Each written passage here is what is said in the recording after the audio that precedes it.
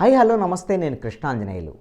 ఆంధ్రప్రదేశ్లో తెలుగుదేశం జనసేన బీజేపీ కూటమి నూతన ప్రభుత్వము కొలువుదీరింది. ముఖ్యమంత్రిగా చంద్రబాబు నాయుడు, డిప్యూటీ సీఎంగా పవన్ కళ్యాణ్, అదేవిధంగా మంత్రులుగా నారా లోకేష్తో పాటు 24 మంది మంత్రులు ప్రమాణ స్వీకారాలు అన్నీ అయిపోయి, వాళ్ళ బాధ్యతల స్వీకరణ కూడా అయిపోయింది. ఇప్పుడు అసెంబ్లీ సమావేశాలు ప్రారంభం కాబోతున్నాయి. ఈ అసెంబ్లీ సమావేశాలు ప్రారంభం అవుతున్నటువంటి నేపథ్యంలో స్పీకర్ ఎవరు ఉండబోతున్నారు, ఈ చర్చ జరుగుతుంది. ప్రభుత్వ పరిశీలనలో ముఖ్యమంత్రి చంద్రబాబు నాయుడు అసెంబ్లీ స్పీకర్గా అయ్యన్న పాత్రుడిని నియమించేదానికి అవకాశం ఉండొచ్చు అనేటువంటిది ఒక చర్చ జరుగుతుంది. సీనియరు ఎమ్మెల్యే, ఆయన మాజీ మంత్రి కూడా. ఇప్పుడు మంత్రివర్గంలో స్థానం లభించి ఉండలేదు అయ్యన్న పాత్రుడికి.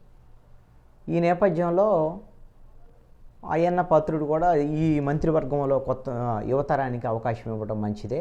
చంద్రబాబు నాయుడు కొత్త పాతలు, సీనియర్లు, అదేవిధంగా కొత్త వాళ్ళతో కూడా కలిపి మంత్రివర్గాన్ని ఏర్పాటు చేశారు అనేటువంటి విధంగా సంతృప్తిని వ్యక్తం చేశారు. ఆయన ముఖ్యమంత్రి చంద్రబాబు నాయుడిని కలిసిన నేపథ్యంలో స్పీకర్కి సంబంధించినటువంటి ఈ అంశము చర్చకు వచ్చినట్టుగా సమాచారం. బహుశా అసెంబ్లీ సమావేశాలప్పుడు ఎవరైతే సీనియర్ ఎమ్మెల్యే ఉంటారో వాళ్ళని ఆ రోజున ఆ రోజు స్పీకర్గా వ్యవహరిస్తారు.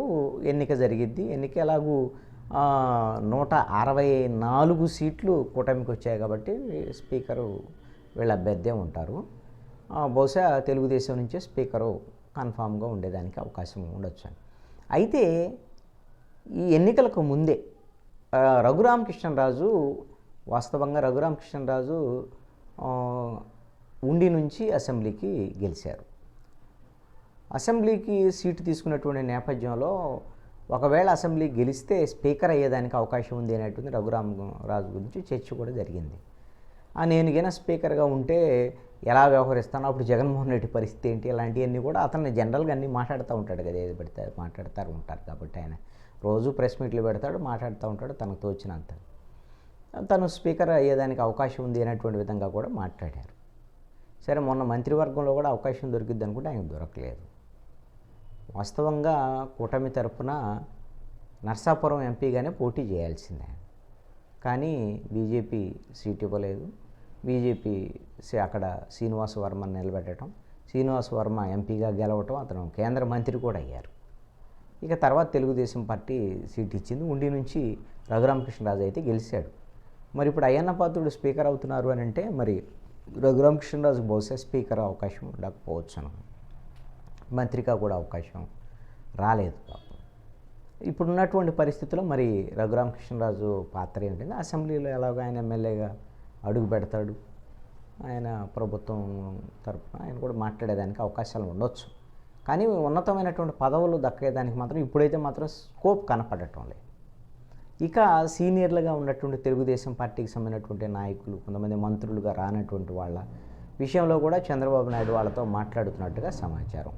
అశోక్ గజపతిరాజు సీనియర్గా విజయనగరం జిల్లా నుంచి ఆయన, అదేవిధంగా యనమల రామకృష్ణుడు మాజీ మంత్రులుగా ఉండేటువంటి అశోక్ గజపతిరాజు కేంద్ర మంత్రిగా కూడా పనిచేశారు.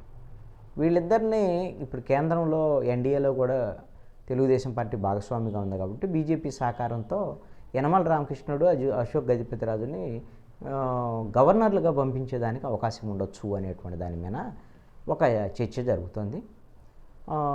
సీనియర్ ఎమ్మెల్యేగా ఉన్నటువంటి ధూళిపాళ నరేంద్ర పొన్నూరు నుంచి మళ్ళీ గెలిచారు. ఆయన చీఫ్ విప్గా ఉంటారు అనేటువంటిది కూడా ఒక చర్చ జరుగుతున్నటువంటి అంశం. త్వరలో అసెంబ్లీ సమావేశాలు ప్రారంభమవుతున్న నేపథ్యంలో స్పీకరు, చీఫ్ విప్ వీటికి సంబంధించినటువంటి అంశాలు ఉన్నటువంటి అన్ని చర్చలు జరుగుతున్నటువంటి పరిస్థితి ఉంది.